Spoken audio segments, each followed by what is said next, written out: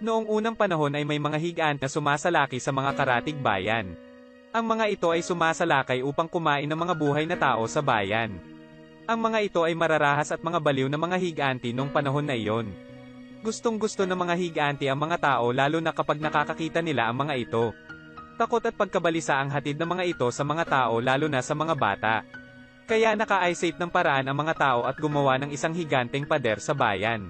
Upang hindi makapasok ang mga higante. Ang mga bata na ito ay gustong-gusto makita ng malapitan ang malaking pader. Siya si Eren Yeager nangangarap na balang araw ay mapuntahan ang pader sa bayan. Ang mga tao sa bayan nila ay walang ginawa kundi ang magtrabaho lang ng magtrabaho. Isang araw ay nagkasundo ang mga ito na puntahan ang pader sa gilid ng bayan nila. Ngunit tumatanggi si Mikasa dahil sa napakaraming bantay na sundalo roon. Napapayag din nila ito at pinuntahan nila ang malaking pader na harang ng bayan. Ngunit biglang lumindol at nakita sila ng mga sundalo na bantay sa lugar ng pader. Hinuhuli sila ng mga galit na sundalo at tinutukan pa ang mga ito ng baril. Pinigilan sila ng kapitan upang hindi sila saktan ng mga sundalo na nagbabantay. Tinanong sila ng kapitan kung ano ang ginagawa nila sa mataas na pader. Sinabi ng kapitan na ang pader na ito ay humaharang para sa mga higanteng nilalang. Ngunit nakaramdam sila ulit ng lindol ngunit ito ay mas malakas kaysa sa unang lindol. May mga nagbabagsakan na malalaking bato mula sa pader kaya sila lumayo roon. Ngunit may nakita silang higanteng titan at mas mataas pa ito sa pader na harang. Ito ay may nakakatakot na muka at nakakapanindig na boses at ito ay sumisigaw. Ito ay nakatingin sa buong bayan at kumuha ito ng malakas na pagbuwelo sa pader. Sinira nito ang bahagi ng pader at tumalsik pa ng malayo ang malalaking bato sa bayan.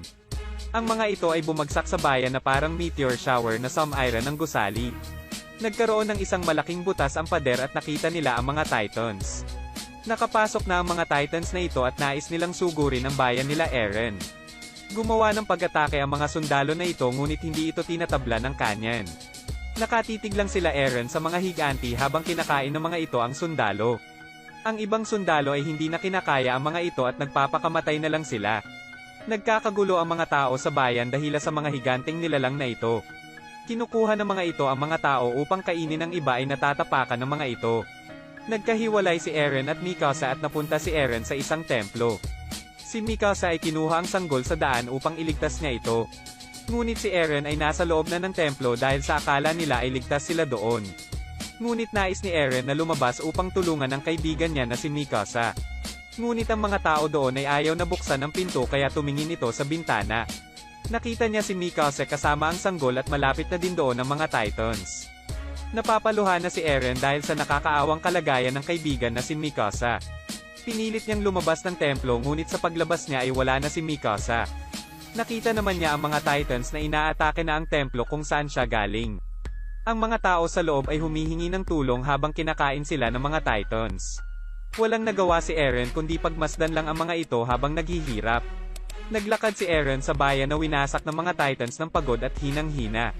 Makalipas ang ilang taon ay naghihirap pa rin ang mga tao dahil sa pagsalakay ng mga titan. Si Eren naman ay sumali sa isang militar na lumalaban sa mga titans.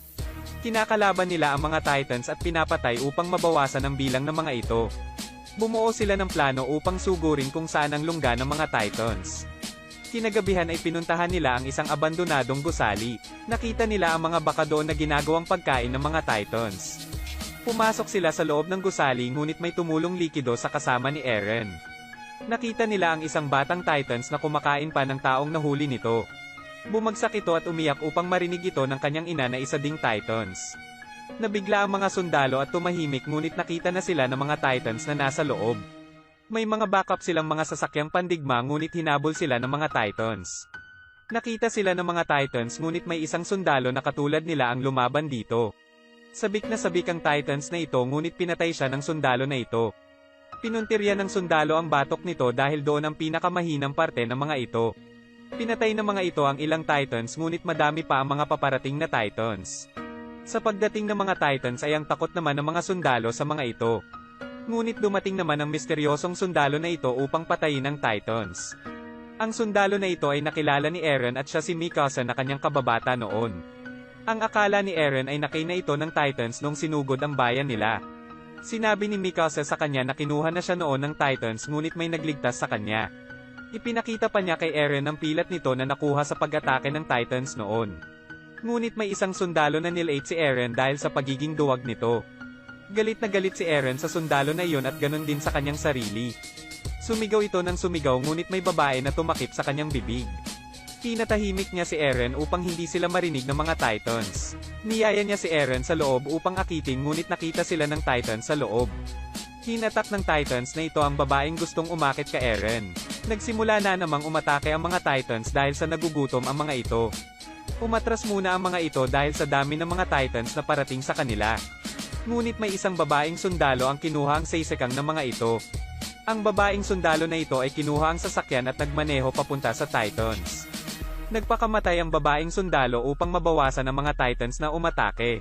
Ngunit ang mga ito ay sadyang walang pakiramdam sa katawan nila. Nais na sumuko ng mga sundalo na ito at inaya na si Eren upang lumayo na sa lugar. Ngunit matapang na hinarap ni Eren ang mga Titans kahit alam niya na wala siyang laban. Ngunit ang mga ito ay natutuwa kay Eren na hinahabol ito upang hulihin siya. May dumating naman na sundalo upang turuan si Eren ng mga kailangan niyang gawin. Tinuruan nito na magpahabol muna si Eren sa Titans upang mahilo ang mga ito. At kasabay nito ay ang pag-atake niya sa mahinang parte ng katawan ng mga Titans. Yun ay ang batok nito na kumukonekta sa lahat ng ugat at parte ng katawan nito. Sumugod lang ng sumugod si Eren ngunit nahuli siya ng isang Titans na kalbo. Nakagat siya sa binti at itinapon nito na putol na ang kanyang isang binti. Namimilipit ito sa sakit habang inaatake naman ng ibang Titans ang kasama ni Eren. Nakita ng mga sundalo sa ibaba na nanganganib ang mga kasama nila sa gusali. Gumawa sila ng paraan upang mapansin sila ng mga ito at tigilan ang mga kasama nila. Panyanan ng babaeng sundalo ang dalawang mata ng Titans upang wala itong makita. At sabay na pag-atake sa mga paa nito upang ito ay matamba.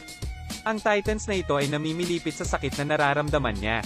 Umatake naman ang sundalo na ito upang tapusin ang Titans na binulag nila. Natuwa ang mga sundalo ngunit nahuli naman ang kababata rin ni Eren. Nahuli ito ng isang Titans at nakita naman yon ni Eren na namimilipit pa din sa sakit. Gumawa ng paraan ng ibang sundalo upang hindi ito kainin ng Titans. Panyanan nila ito at tinaga ang mga paa ngunit hindi ito nakakaramdam ng sakit. Ang halimaw na ito ay may pinakamatibay na balat sa lahat ng mga Titans.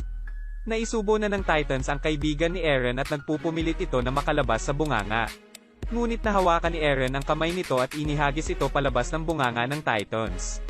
Nakain naman si Eren na nagligtas sa kaibigan niya at napunta sa tiyan ng Titans. Pumunta ang kaibigan ni Eren kay Mikasa at dala nito ang kamay ni Eren. Nalaman ni Mikasa na nakain si Eren at nagmamadali naman itong umalis. Pinatay niya ang ibang mga Titans nang siya lamang mag-isa, ngunit nawalan siya ng kontrol at bumagsak sa lupa. Nakita naman niya ang Titans na kumain kay Eren at hinarap niya ito. Ngunit ang Titans na ito ay may nararamdaman na kakaiba sa loob ng tiyan. Sumabog ang buong katawan nito at lumabas ang isang malaking Titans. Ang Titans na ito ay kakaiba dahil nilalabanan nito ang mga kapwa niya Titans. Nagulat at natuwa ang mga sundalo dahil may katulong na sila sa paglaban sa mga ito. Inisa-isa ng Titan na ito na labanan at patayin ang mga Titan sa paligid nito. Ang Titan na ito ay malakas at alam din nito kung saan ang mahinang parte ng katawan. Sa sobrang lakas nito ay walang magawa ang ibang mga Titans sa kanya. Ang ibang Titans ay iniiwasan ang isang Titan na higit na mas malakas kaysa sa kanila. Nakita ng Titan na ito ang mga sundalo at sinuntok ang gusali. Hindi natakot si Mikasa at hindi ito umiwas ngunit kinuha siya ng Titan na ito. Nahalata ni Mikasa na ang Titan na ito ay si Eren na nagbago lang ng anyo. Nawalan ng kontrol ang Titan at nabitawan nito si Mikasa.